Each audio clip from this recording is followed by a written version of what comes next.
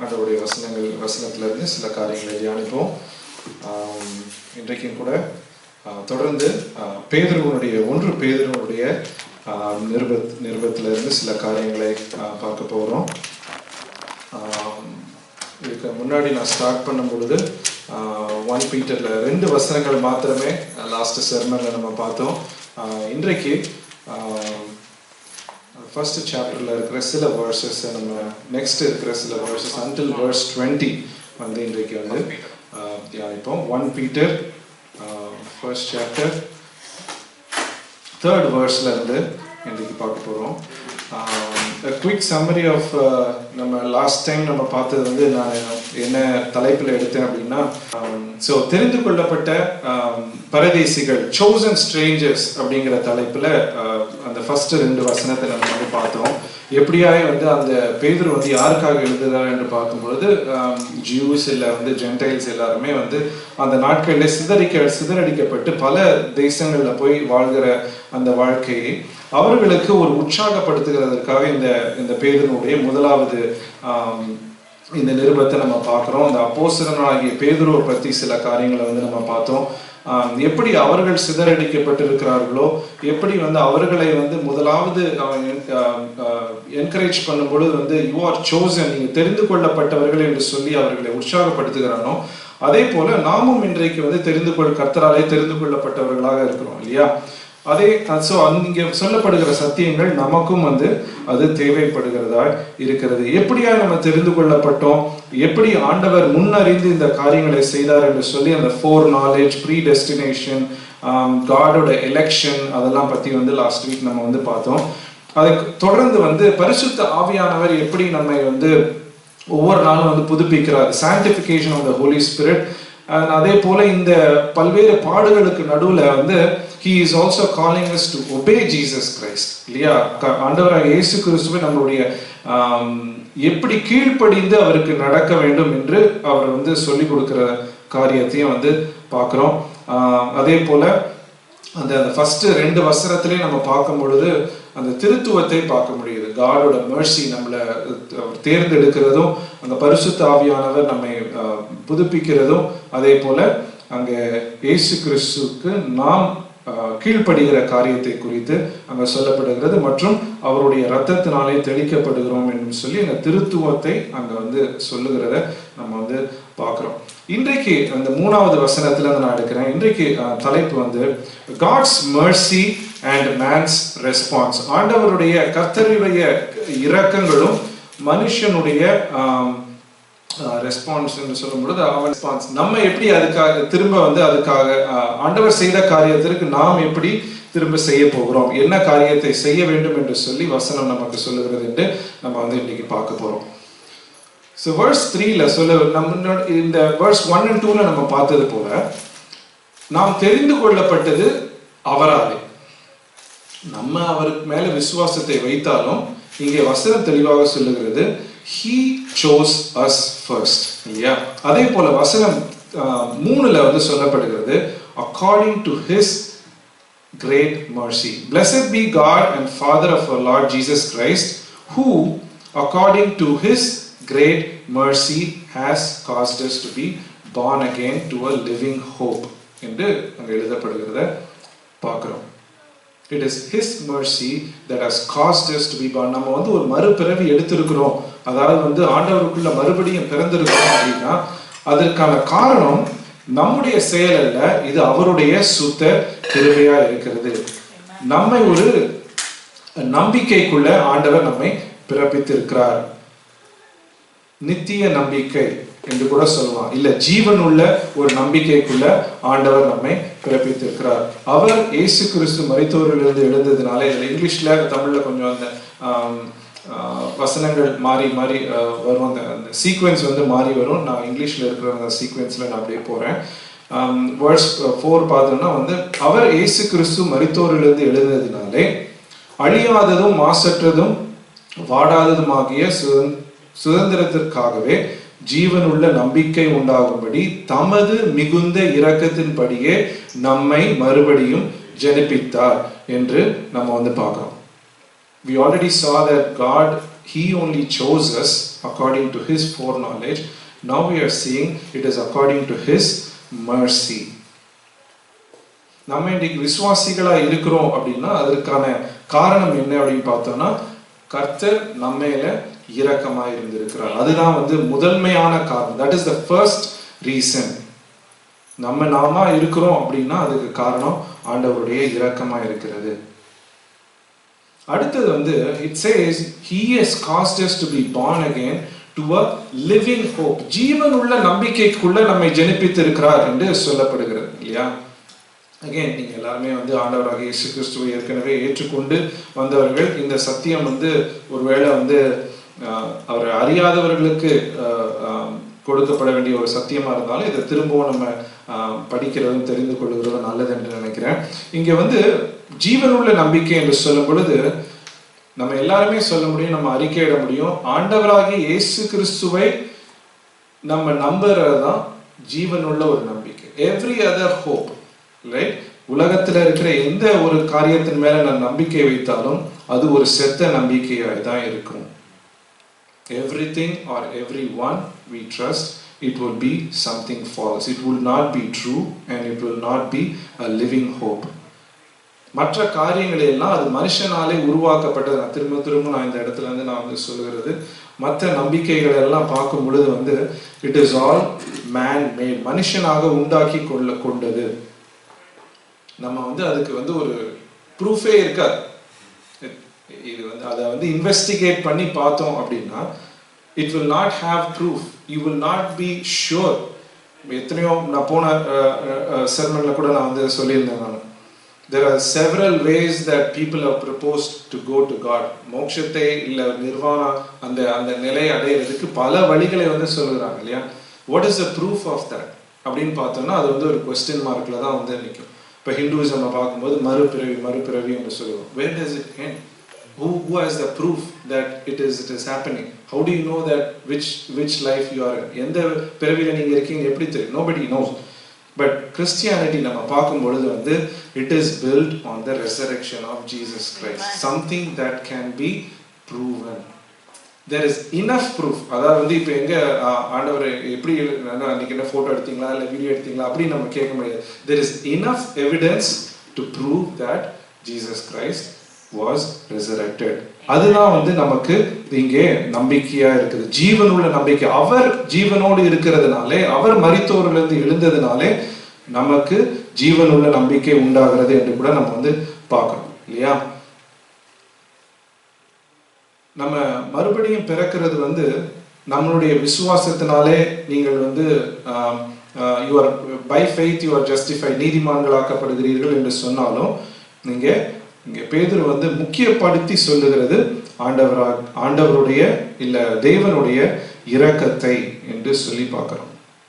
ஏன்னா every other religion it talks about human effort, right? நீங்க இந்த காரியத்தை பண்ணுங்க, இல்ல இதுல இஸ்லாம்ல பார்க்கும்போது there is 5 pillars, இந்த காரியத்தை நீங்க கடைபிடிச்சீங்கன்னா then you will go to heaven. the Hinduismல பார்க்கும்போது இந்த காரியம் நான் போன தடவை நான் எல்லாமே எக்ஸ்பிளைன் பண்ணேன். Then you will reach this oneness with God, or you will attain a higher state of mind, or oneness with the universe. அந்த மாதிரி நிறைய கான்செப்ட்ஸ் கொண்டு வராங்க இல்லையா? But then the Bible is very clear. It says you are saved by the mercy of God. ஆண்டவருடைய இரக்கத்தினாலே நீங்கள், அவர் நம்மை தெரிந்து கொண்டதினாலே, அவர் நம்ம மேல இரக்கம் கொண்டதினாலே அவர் நம்மை மறுபடியும் பிறக்க வைத்திருக்கிறார். அந்த பிறப்பின் மூலமா தான் நம்ம அங்கே நித்தியத்தை அடைகிறோம் என்று சொல்லி தெளிவாக நமக்கு சொல்லப்படுகிறது.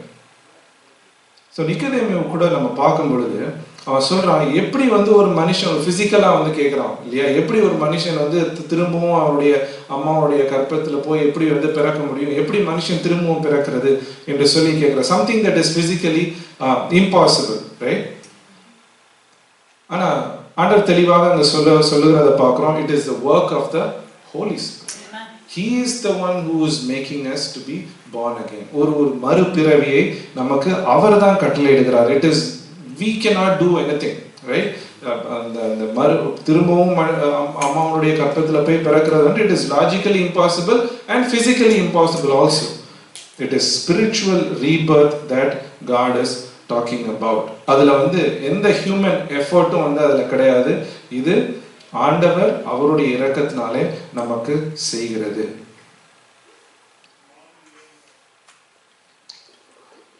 அவரை நம்பி இருக்கும் பொழுது, இந்த ஜீவனுடைய நம்பிக்கை, இந்த ஜீவனுள்ள இந்த நம்பிக்கை நம்ம இருக்கும் பொழுது there is surety, right? அதுல வந்து ஒரு நிச்சயம் உண்டு.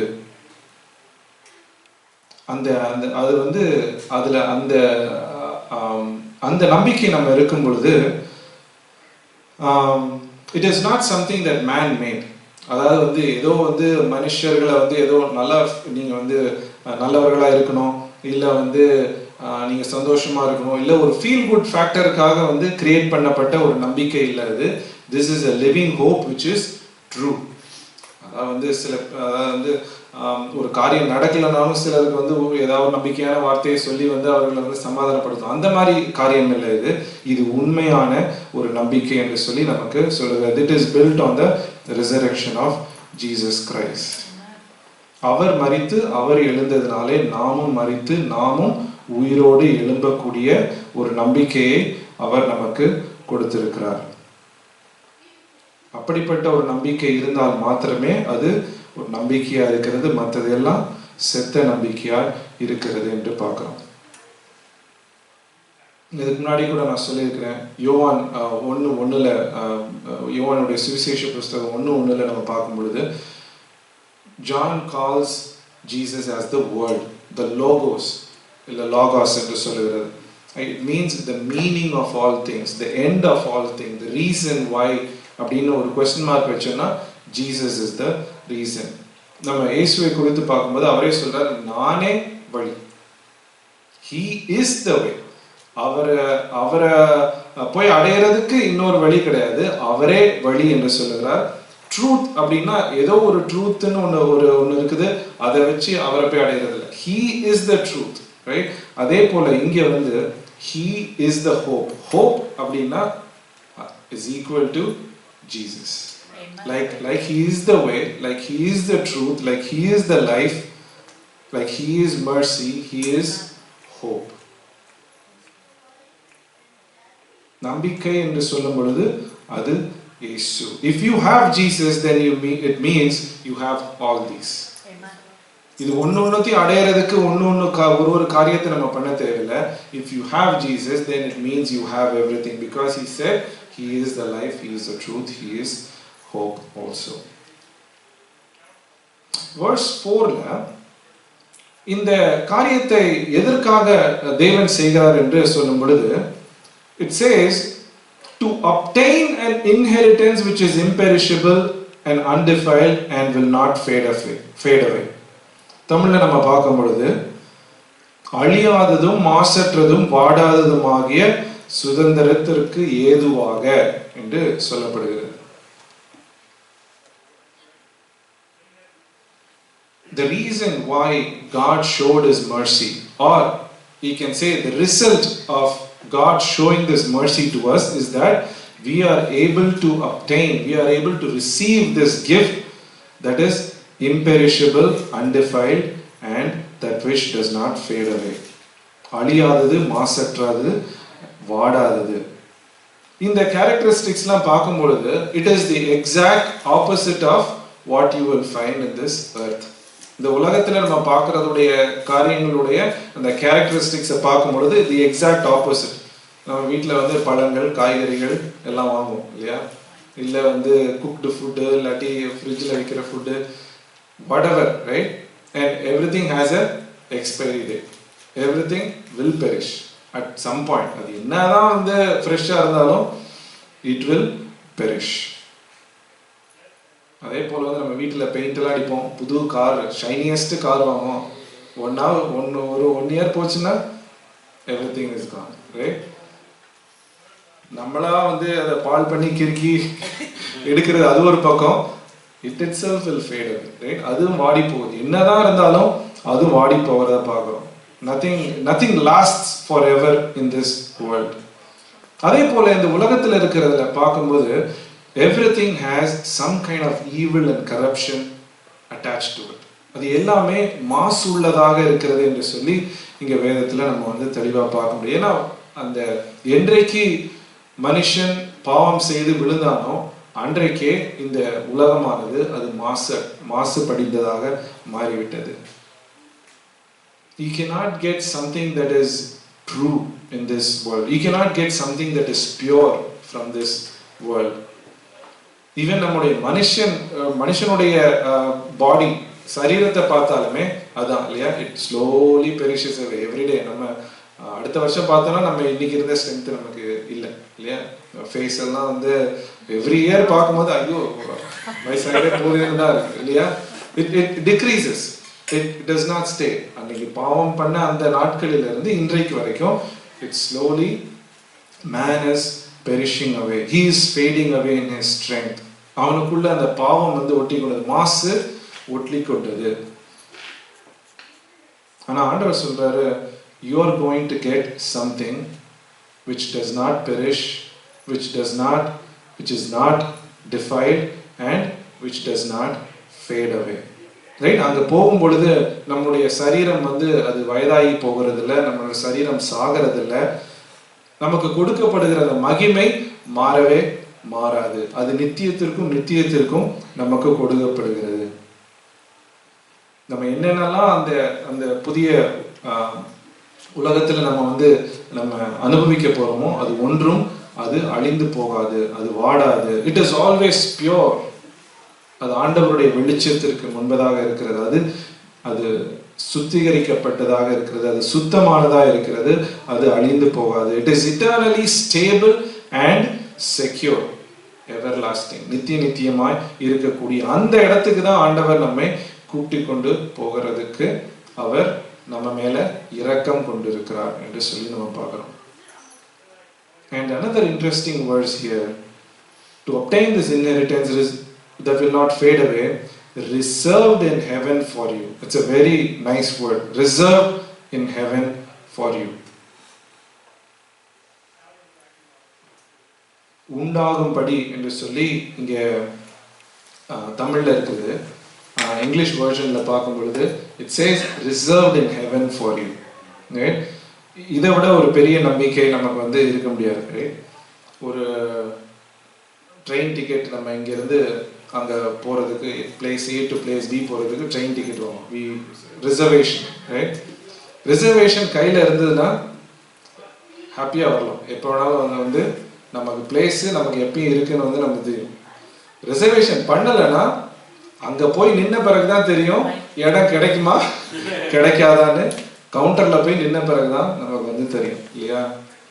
நான் இதை யோசிச்சு பார்க்கிறேன். நான் there are certain, when I compare Christianity to other religions, Christianity gives you a definite hope that you will enter there, that you have the reservation to get into heaven. கையில ஆண்டவர் கேரண்டியை ஆண்டவர் கையில கொடுக்கிறார். அதர்வைஸ் அங்க போய் நின்ன பிறகுதான் தெரியும் நம்ம உள்ள போவோமா போக மாட்டோமா அப்படின்னு. that is the surety that the other religions are giving you. ஆண்டவர் தான் நமக்கு சொல்றாரு, it is reserved for you, right? the heavenly inheritance வந்து ஆண்டவர் நமக்கு வைத்திருக்கிறார். he has reserved it.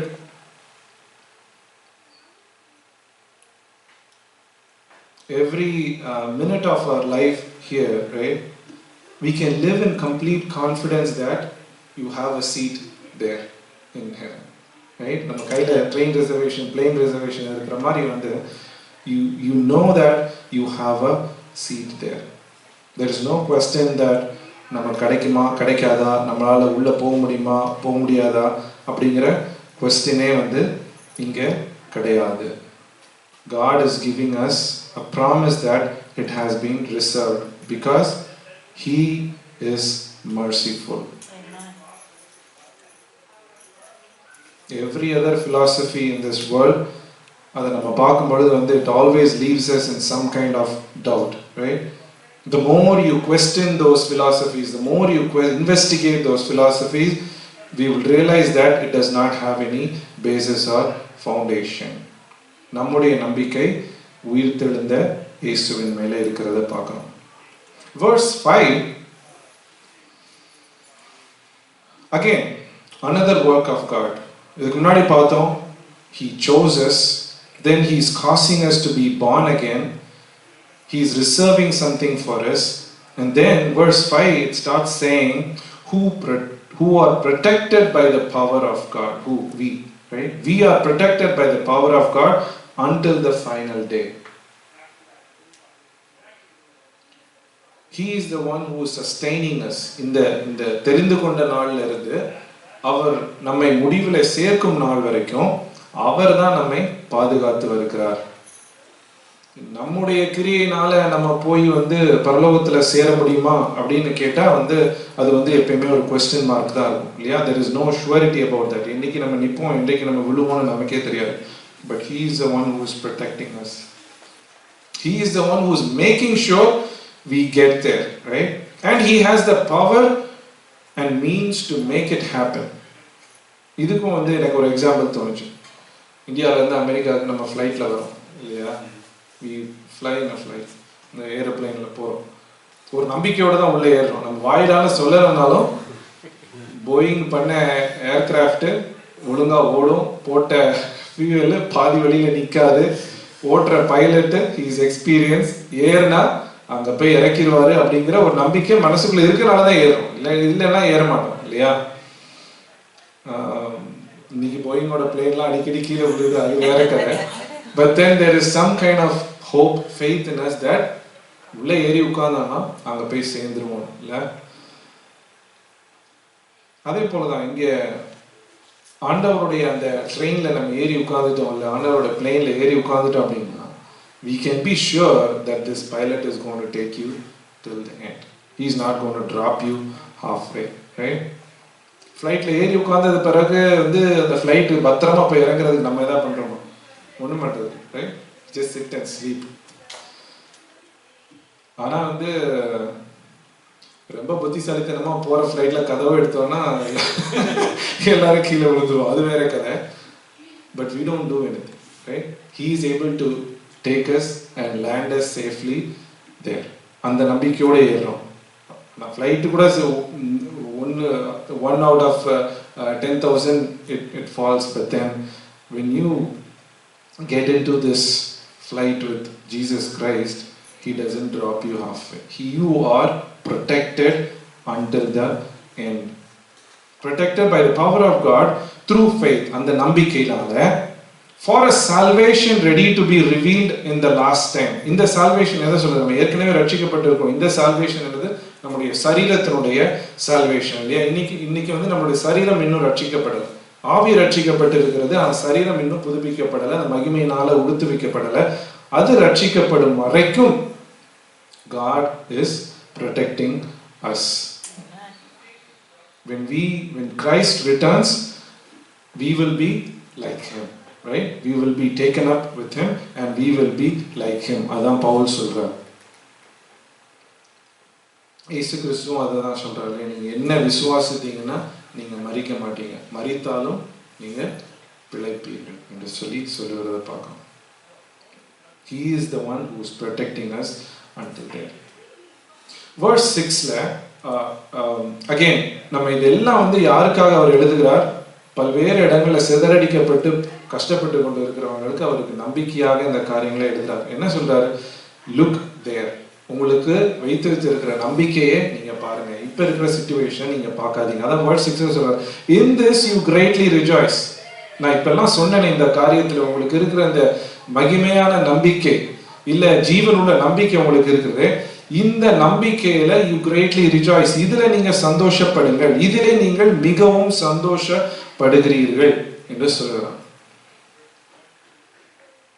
Even though now for a little while, if necessary, you have been distressed by various trials.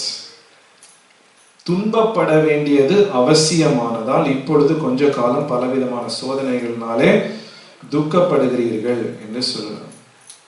நீங்க துக்கப்பட்டு கொண்டிருக்கும் பொழுதே இந்த நம்பிக்கையெல்லாம் அவர்களுக்கு கொடுத்து நீங்க இதுல சந்தோஷமாய் இருக்கிறீர்கள் என்று சொல்றார்.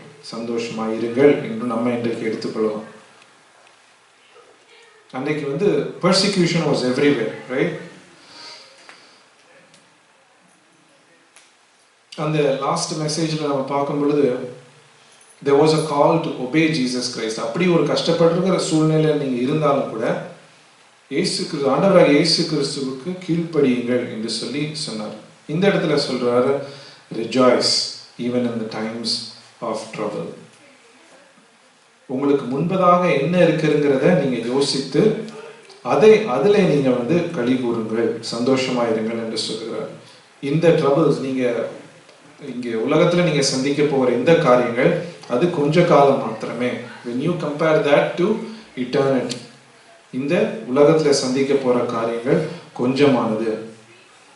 இந்த சந்தோஷம், அவர் சொல்லுகிற சந்தோஷம், again it is not dependent on any of the world condition, any of the conditions of the world. circumstancesனால வருகிற சந்தோஷம் இல்ல, இது நித்தியத்தை குறித்த சந்தோஷம்.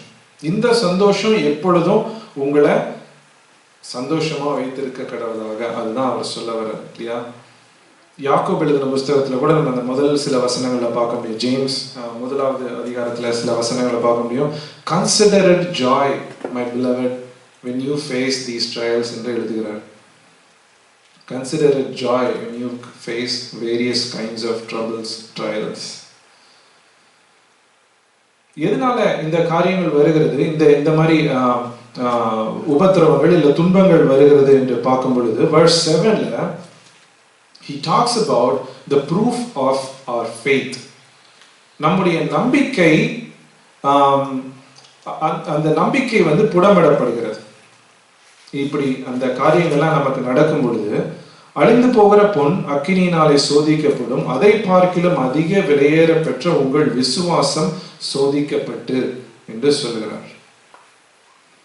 இந்த how do we show this faith that we have on Jesus Christ? எப்படி நம்முடைய விசுவாசத்தை இந்த மாதிரி ஒரு சூழ்நிலைக்கு மத்தியில, இன்றைக்கு நமக்கு கிறிஸ்துவினாலே படுகிற பாடுகள் நமக்கு கிடையாது, மேபி வெரி லிட்டில் தான். அன்றைக்கு அவர்கள் பட்ட அளவுக்கு நமக்கு பர்சிக்யூஷன் நமக்கு கிடையாது.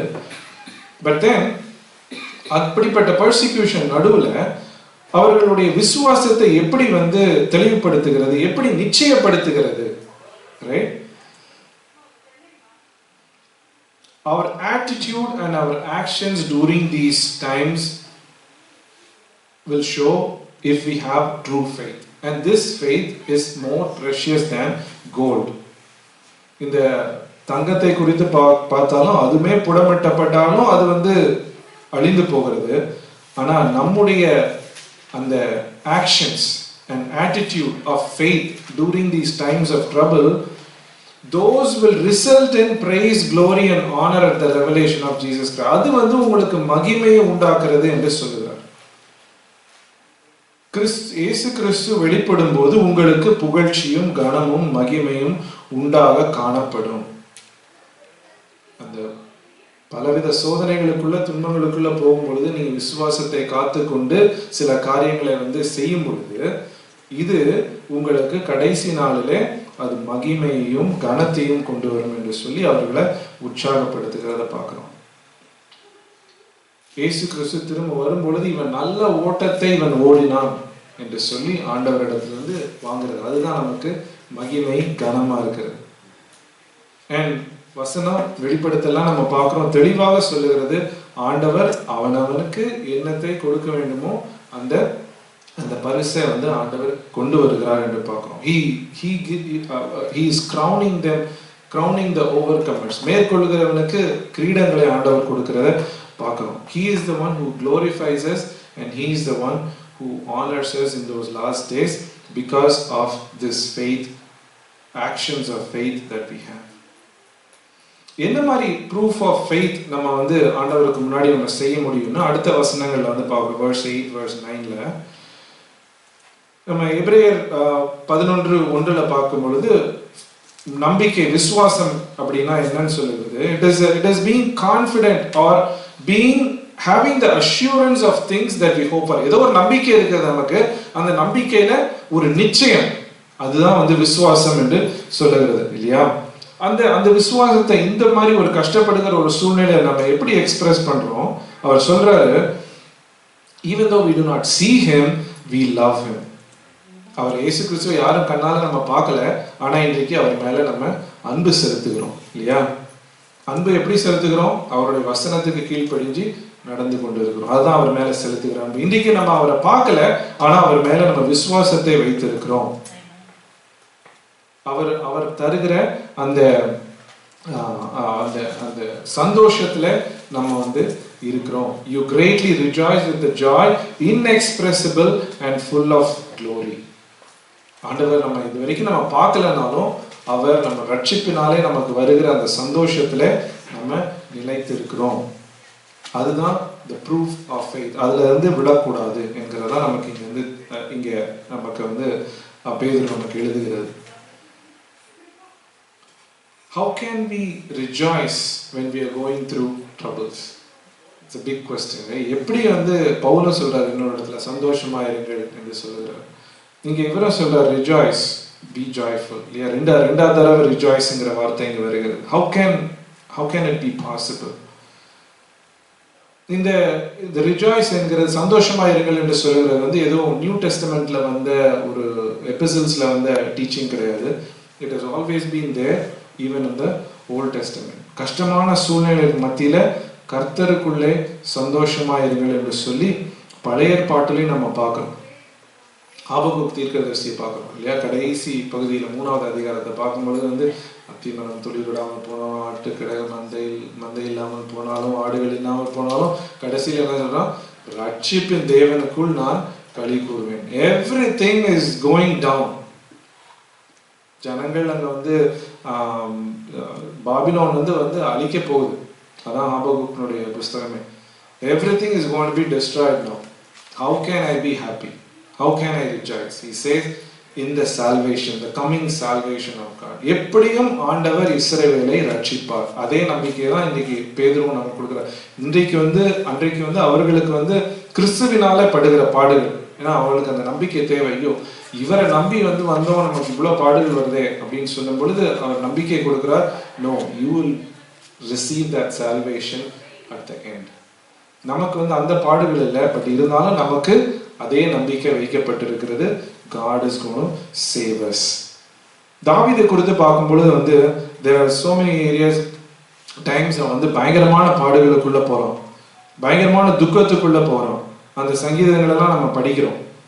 ஆனா படிக்கும் பொழுது அந்த கடைசி பகுதியில வரும் பொழுது அவர் எப்பயுமே ஒரு நம்பிக்கையின் வசனத்துல முடிப்பார். ஒரு பிரேயர் இருக்கும், அந்த பிரேயருக்கு அப்புறம் ஒரு நம்பிக்கையின் ஒரு வசனம் இருக்கும், ஒரு கன்ஃபெஷன் ஆஃப் ஃபெய்த், ஒரு நம்பிக்கையின் அறிக்கை எப்பொழுதுமே அங்க இருக்கிறத நம்ம பார்க்க முடியும். 35:9 சங்கீதம் 35:9 பார்க்கும்போது my soul shall rejoice in the Lord.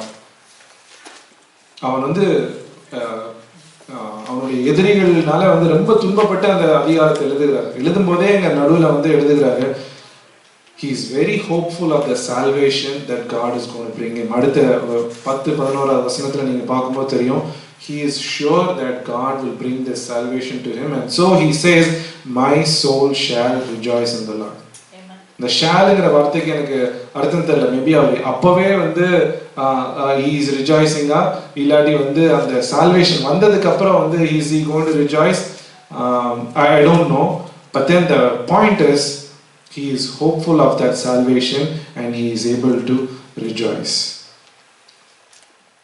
Philippians book எழுதும்போது பவுல் எங்க இருக்கிறாரு? சிறையில் இருக்கிறார் இல்லையா? அங்க இருந்து எழுதுகிறாரு, rejoice, rejoice, rejoice, rejoice, rejoice. எப்படி? He is hopeful of what is going to come later. இந்த காரியத்தை நான் வாசிக்கும் போது I was thinking of one thing. இந்த rejoice, rejoice என்று சொல்லுகிறதே பைபிள் வசனம், it is not some kind of like laugh medicine that the Bible is teaching, right? நான் சில வீடியோஸ்லாம் நான் பார்த்துருக்கிறேன். நான் அதை அப்படி சிரிப்பை தாங்களாவே வர வச்சு they do this laughing therapy or laughing whatever, right? காலங்கத்தில் போய் நின்று இல்லை ஒரு கூட்டமாக நின்று தங்களுக்கு தாங்களே சிரிப்பை உண்டாக்கி அதில் ஏதோ they feel good or they think that they will give them health or all those things, right? That's not what the Bible is teaching. It's not saying that laugh without any reason or be happy without any reason. It is giving you a reason to rejoice. Set your eyes on the salvation that is coming. Set your eyes on the rescue that God is going to give you. ஆர்டிஃபிஷியலாக நம்ம வந்து சிரிப்பு சத்தத்தெல்லாம் நம்ம கொண்டு வர தேவையில்லை. இன்றைக்கு வந்து very sad, even within the spiritual circles they bring this the holy spirit laughter அப்படின்லாம் வந்து ஒரு கான்செப்டை கொண்டு வந்து பரிசுத்த ஆவியானவர் உங்களை சிரிக்க வைக்கிறார் என்று சொல்லி நிறைய கள்ள போதனைகள்லாம் வந்து நீங்கள் வந்து பார்த்துருக்க முடியும். It is there. It started off here in America. Now it has reached India also in some places, where they will say the spirit of anointing is coming, and then everybody say laugh. I don't know where they got it from the Bible. That is not what the word rejoice means. Rejoice means Bible சொல்லப்படுகிற நம்பிக்கை எல்லாமே it is built on some kind of evidence and real fact. சும்மா வந்து ஏதோ கற்பனையில வந்து உருவானதல்ல, மனுஷனால உருவாக்கப்பட்டதில்ல. If it says rejoice, then it gives you a reason to rejoice. Right? இங்க சொல்லுகிறது அவர் கொடுக்கிற அந்த வரப்போகிற அந்த salvation, வரப்போகிற அந்த praise, glory and honor, அதை குறித்து he is encouraging them to rejoice. This does not say that we have to ignore or forget all the troubles. அப்படி ஒரு philosophy இருக்கு. அதாவது ஏதோ ஒரு கஷ்டமான காரியம் வருதுன்னா ஏதோ ஒரு மெடிடேட்டிவ் ஸ்டேட்ல போயிட்டு வந்து உங்களுக்கு இருக்கிறதெல்லாம் வந்து மறந்துடுங்க, துறந்து இருக்கிறது. That is not what again this is saying, right? Of course, if you have trouble, you have trouble. It is what it is, right? It is what it is. That is the truth. அது ஏதோ இல்லாதது போல நம்ம வந்து வாழ வேண்டிய அவசியம் இல்லை. That is not what the Bible is teaching. Bible is not teaching that you should never cry. நீங்க வந்து எப்பயுமே வந்து சந்தோஷமாவே தான் இருக்கணும், அழவே கூடாது. That is not what the Bible is saying. It is not saying you should never mourn, you should never worry. These are all part of human emotions that God has built into us. அந்த கவலை, கஷ்டம், அந்த இது எல்லாமே வந்து அழுகை எல்லாத்தையும் ஆண்டவர் நமக்குள்ள ஒரு மனுஷனுக்குள்ள வைத்திருக்கிறார். But then always look at the hope that is set in front of you. இந்த காரியங்கள் வரும் பொழுது we have to encourage ourselves in the word of God, in the promises of God, and in the nature of God, and also in the eternity that is set in front of us. நமக்கு முன்பதாக வைத்திருக்கிற நித்தியத்தை குறித்து நம்ம நம்பிக்கை கொள்வோம். ஒரு வசனம் வந்து நீங்க கேட்டிருப்பீங்க, this too shall pass away அப்படின்னு வந்து பட் அது பைபிள்ல இருந்து இல்ல, but it is somewhere related to the Bible, but this too shall pass away. It is not from the Bible, but நம்ம வசனங்களை பார்க்கும் பொழுது பார்க்கிறோம், இந்த இடத்துலயே கூட பார்க்கிறோம், இந்த துன்பங்கள் கொஞ்ச காலம் அப்படின்னா என்ன அர்த்தம்? அது வந்து it's temporary, right? இந்த உலகத்துல நம்ம நடக்கும்போது இந்த சில காரியங்கள் வந்து நமக்கு வருது, but it will pass away. இந்த சந்தோஷமானது நமக்கு எங்க இருந்து வருது? It is coming from the true hope and faith that we possess. பிலிப்பியன்ஸ்ல நம்ம பார்க்கும்பொழுது எபிரேயர்ல பார்க்கும்பொழுது, எபிரேயர் 12 2வது அதிகாரத்துல நம்ம பார்க்கும்பொழுது, இயேசு கிறிஸ்து அவர் வந்து சிலுவையை சுமந்து அந்த பாடுகளுக்குள்ள கடந்து போறார். And it says he was able to do that because of the joy that was set in front of him. அப்படி அவரே போகும் பொழுது இயேசு கிறிஸ்துவே அவருக்கு முன்பதாக வைத்திருக்கிற அந்த நம்பிக்கையை வைத்துக்கொண்டு அவர் எப்படி சிலுவை பாடுகளுக்குள்ள போனாரோ, we can also walk in those same steps. இல்லையா? எவ்வளோ பாடுகளை நம்ம சந்திக்கும் பொழுது இயேசு கிறிஸ்துவும் இதே பாடுகளுக்குள்ள கடந்து போய் அவர் முன்பதாக இருக்கிற நம்பிக்கை, he was able to look at the joy that was set before him and he endured the cross. That's what Hebrews 12:2 says. We can also face these trials because of the living hope that is set in front of us, the praise and the glory and the honor that is set before us. Verse 9 சொல்லுது,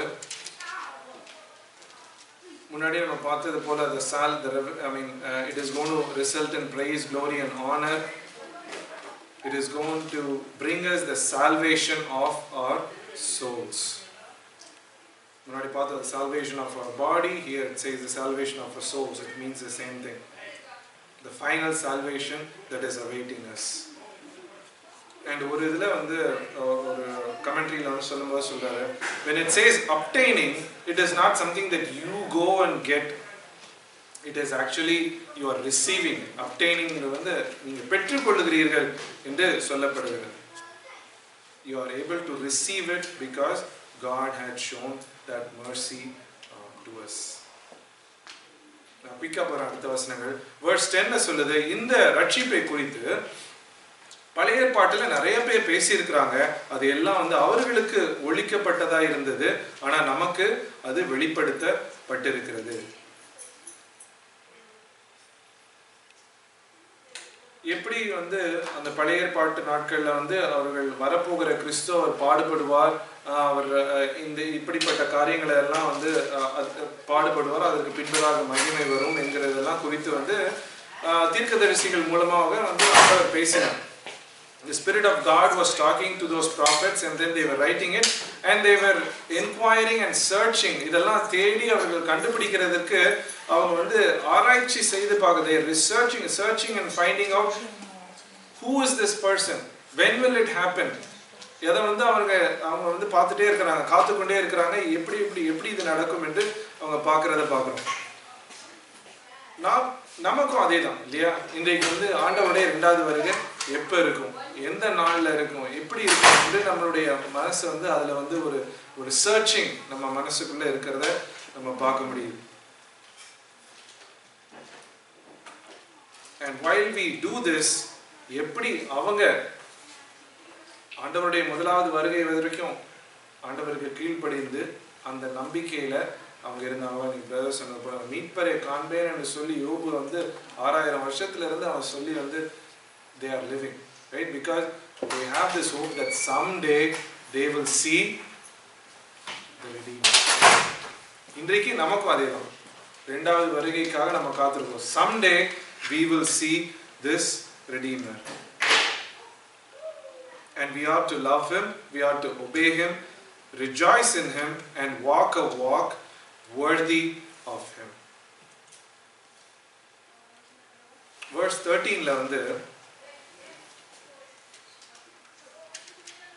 இவ்வளவு நாள் நம்ம பார்த்தோம், இப்படிப்பட்ட துன்பங்களுக்கு நடுவுல நீங்க விசுவாசத்தோட இருங்க, நீங்க வந்து சந்தோஷமா இருங்க, நீங்க வந்து அவர் மேல அன்பா இருங்க, அவருக்கு கீழ்ப்படிந்து இருங்க, அவர் மேல விசுவாசமா இருங்கள், இல்ல அவர் மேல நம்பிக்கையா இருங்கள் என்று சொல்லிட்டு he is also giving us a few more things. This is the human response or man's response to God's mercy towards us.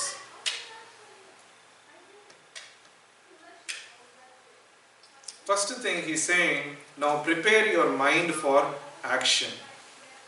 மனசினுடைய அந்த அறையை கட்டிக்கொள்ளுங்கள் என்று சொல்றார். Many times நான் ரொம்ப குயிக்கா போறேன், I think time is running up. Many times வந்து நம்ம வாழ்க்கையில வந்து பாடுகள் வரும்பொழுது வந்து it almost makes us inactive. It almost makes us you feel like you have been arrested, right? அப்படியே வாழ்க்கை வந்து ஏதோ ஸ்தம்பிச்சு போன மாதிரி வந்து ஒரு சூழ்நிலை வருகிறத பார்க்குறோம். Right? You feel like you are disabled. You are no longer able to do what you want to do. That is what troubles make you feel like.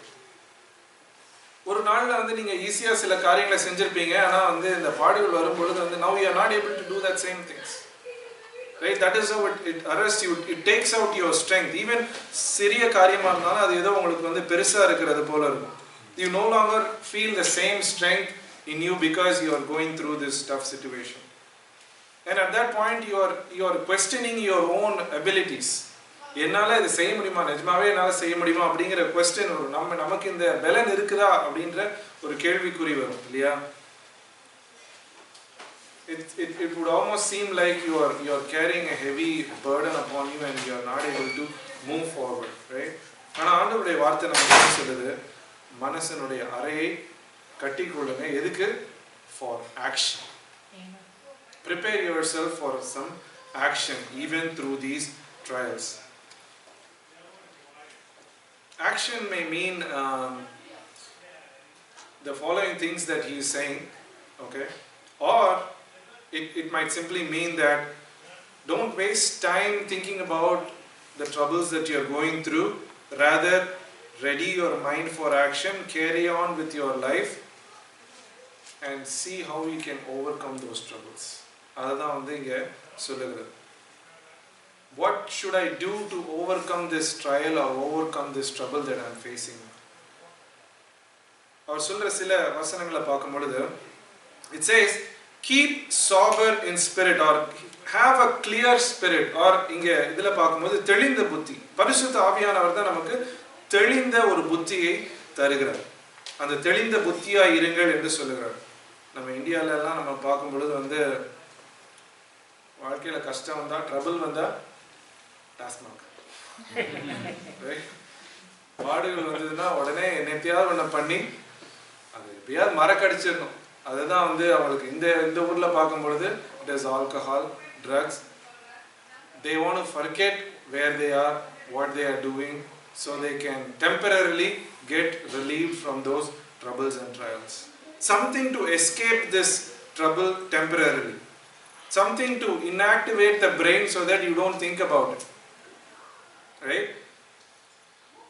Some people வந்து some spiritual ecstasy, ஏதோ ஒரு பரவச நிலைக்கு வந்து போய் வந்து அப்படி வந்து தங்களை அந்த பாடுகளை வந்து மறக்கலாம் என்று சொல்லுறாங்க. சிலர் வந்து அந்த பிரெயினோட ஆக்டிவிட்டி அப்படியே வந்து ஒரு மாதிரி அந்த ஃபீலிங்ஸ் எல்லாத்தையும் வந்து நல் பண்றது, அது ஒண்ணுமில்லாம அந்த மாதிரி ஒரு காரியத்துக்குள்ள போற. சிலர் வந்து மெடிடேஷனுக்குள்ள போய் வந்து இது எப்படியாவது வந்து மறந்துட முடியுமா, ஒரு ஸ்டேட் ஆஃப் நத்திங்னஸ், அதாவது எதையுமே யோசிக்காம ஒரு அதெல்லாம் உலகத்துல இருந்து உண்டாக்கப்பட்ட ஒரு காரியம்.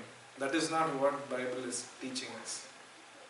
This is what Bible is teaching is the exact opposite of that. It is not asking you to like forget, get into some nothingness, all those things. தெளிந்த புத்தி. பரிசுத்த ஆவியானவர் தெளிந்த புத்தியை நமக்கு கொடுக்கிறார். Make conscious decisions, not unconscious decisions. Very calculated decisions, meditated decisions. You write down or ஒரு கணக்கு போட்டு இதை தான் நான் செய்ய போறேன் என்று சொல்லுகிறதான ஒரு காரியம். Be sober in your mind. இந்த கஷ்டத்தை நான் எப்படி மேற்கொள்ளலாம் என்று யோசித்து ஆண்டவருடைய விஸ்டமை பெற்றுக்கொண்டு அவருடைய அவர் தருகிற அந்த விஸ்டம் ஞானத்தை பெற்றுக்கொண்டு அதை வச்சு you have to act on it. You don't get into some meditation to forget all these things. Be sober in mind. தெளிந்த புத்தியோடு இருங்க. That doesn't mean that ஏதோ think positively so that positive things will happen. That's not what Bible is teaching again. இன்னைக்கு teaching அதுதான். ஏதோ நல்லது நடக்கும் யோசிச்சுட்டே இருந்தா நல்லது நடக்கும். That is not what Bible is teaching. Our faith is in God, that He is able to take care whatever, irrespective of what we are going through. It's saying accept the reality of where you are, but at the same time தெளிந்த புத்தியோட செயல்படுங்க என்று சொல்லுகிறார். Fixing your hope on the future grace.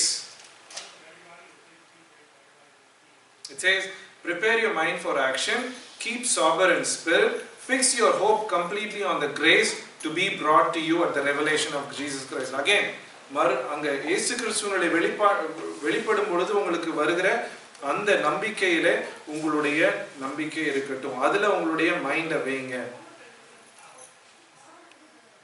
Again, the New Testament epistles எல்லாம் நீங்க mostly நம்ம பார்க்கும் பொழுது வந்து most of the writers they talk about this hope of future. ஏன் அப்படின்னா வந்து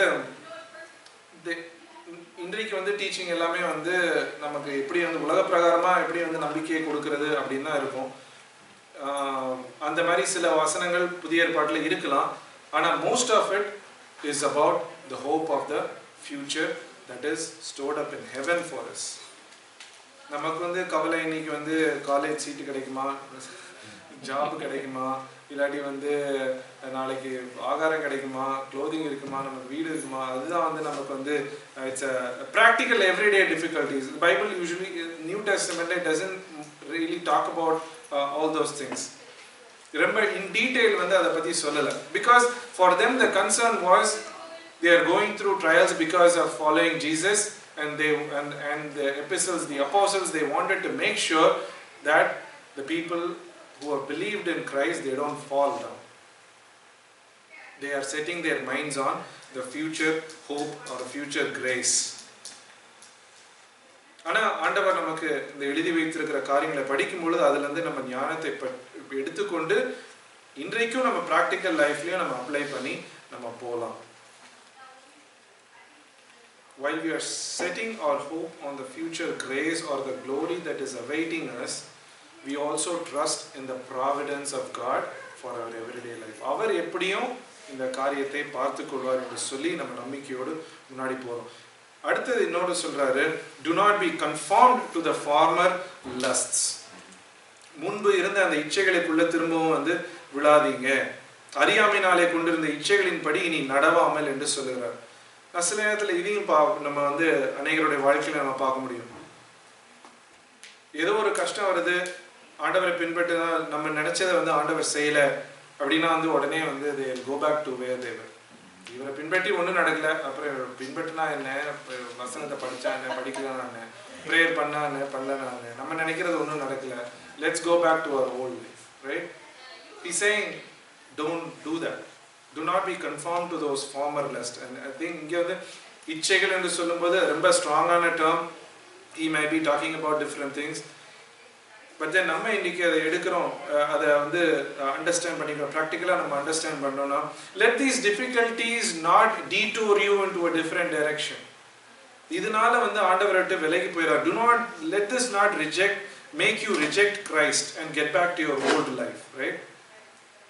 ஆண்டவர் முன்பதாக வைத்திருக்கிற இந்த கஷ்டத்தை தாண்டி ஆண்டவர் வைத்திருக்கிற மகிமையின் மேல நம்மளுடைய கண்களை வந்து ஈஸியா வந்து எடுக்கிறதுக்கான வாய்ப்பு இருக்கிறது. ஏன்னா அப்படிப்பட்ட சோதனைகளுக்குள்ள நம்ம வந்து போறோம். ஆனா do not lose sight of it. That's what he's saying. Do not lose sight of it. Do not lose track of the path that we are supposed to take. Going back to the life that is ungoverned by the word of God. அங்க ஆண்டவருடைய வார்த்தையினால கட்டப்படாத ஒரு வாழ்க்கைக்கு திரும்பி நீங்க போகாதீங்க. It is led by the flesh. That's what he is saying. Some people might think கடவுள் வந்து வேணுனே தான் இந்த காரியத்தெல்லாம் எனக்கு பண்றாரு அப்படின்னு நினைப்பாங்க. அவர் வந்து அவ்வளோ பவர் இருக்கு, இருந்தாலும் நான் கேட்டாலும் பண்றதே இல்லை அப்படிதான் நினைப்பாங்க. But we don't know the future. We just don't know what is after it. But then the word is clear. Look at the hope that is set for us above. அடுத்து சொல்றாரு, be holy. பிரதர் கூட வந்து worshipல கூட வந்து சொன்னாங்க, in all the situation, all the circumstances that is going on in this world now, God help us to be holy, right? Because அவருடைய வருகை மிகவும் சமீபம். Every day that passes is coming is near, and he says be holy. Ella behavior, in every behavior it says be holy yourselves also in all behavior because he is also holy. Meaning don't be led by the flesh. மாம்சத்தினாலே நடவாமல் rather be led by the spirit of God. பரிசுத்த ஆவியானவரினாலே நடத்தப்படுகிற ஒரு வாழ்க்கைக்குள்ள நீங்க நடந்துக்கோங்க. Let this life that you live bring honor and glory to him. அதுதான் living a holy life, like a set apart life. Your life is different from the common man's life. Live a life that respects him, that honors him and brings him glory. கடைசி pointer, he says conduct yourself in fear during your stay on earth. பயத்தோடு கூட நீங்க இங்க இருங்க என்று சொல்லுகிறார். This fear is a good fear because it is going to prevent you from committing sin against God. இது வந்து ஏதோ வந்து ஒரு தவறான ஒரு பயம் இல்லை. ஏன்னா கர்த்தருக்கு பயப்படுகிற பயம் ஞானத்தின் ஆரம்பம். The fear of the Lord is the beginning of wisdom. It is a good kind of fear that is going to keep us from committing a sin, and it is going to keep us from doing things that does not conform to the word of God. இந்த word நமக்கு என்ன சொல்லுதோ அதை விட்டு விலகாத படிக்கு இந்த பயம் நம்மை காத்துக்கொள்ளும். From doing or acting in a way that does not please God. Again, நான் முன்னாடியே சொன்னேன், just because we are confident that this flight will land does not mean that we could just open this door mid-flight, right? அதுக்குலாம் இந்த இதெல்லாம் இந்த நடு வானத்தில் வந்து கதவை ஓப்பன் பண்ணுறது எதுக்கு அடையாளம்னா பாவத்தில் விழுறதுக்கு அடையாளம். Because you're going to die. Because you will die if you open the door. ஆண்டவர் வந்து உனக்கு ப்ராமிஸ் பண்ணி இங்கேருந்து அங்கே கூட்டிகிட்டு போய் சேப்பேன்னு சொல்லிட்டாரு. ஆனால் நான் கதவை திறந்து வெளியே குதிப்பேன்னா it is not going to help you, right? And two reasons he is giving for us to conduct ourselves in fear. ஒன்று, ஆண்டவர் நியாயாதிபதியாக இருக்கிறார். நம்ம செய்கிற செய்கைகளுக்கு அவர் செய்கிறவராக இருக்கிறார். அவருக்கு முன்பதாக நம்ம கணக்கு கொடுக்கணும். ரெண்டாவது, the bigger reason is that அவர் நம்மை அவருடைய பரிசுத்த இரத்தத்தினாலே அவர் மீட்டு கொண்டு இருக்கிறார். பழைய வாழ்க்கையிலிருந்து அவருடைய சொந்த இரத்தத்தை சிந்தி நம்மை மீட்டு கொண்டிருக்கிறார். அதனால இது வந்து ஏதோ அழிந்து போகிற பொண்ணுனாலும் வெள்ளினாலும் அல்ல, இது அவருடைய பரிசுத்த இரத்தத்தினாலே நம்மை மீட்டு கொண்டிருக்கிறார். Because of this reason, live a life that is honorable in front of him. God's mercy in his salvation and man's response towards God is what we see here. So I'll stop here. ஆண்டவருடைய நாமம் மகிமைப்படட்டும். மற்ற வசனங்களை நம்ம தொடர்ந்து வந்து நம்ம அடுத்த வாரங்களில் நம்ம பார்க்கலாம். போராட்டங்களுக்கு நடுவில் Bible teaches us only one thing: set your sights on what is ahead of you. வரப்போகிற நம்பிக்கை, வரப்போகிற ரெஸ்கியூ, வரப்போகிற சால்வேஷன், வரப்போகிற the revelation of Jesus, வரப்போகிற praise, honor and glory, the eternity, imperishable, that does not fade away. That is where you have to set our sights.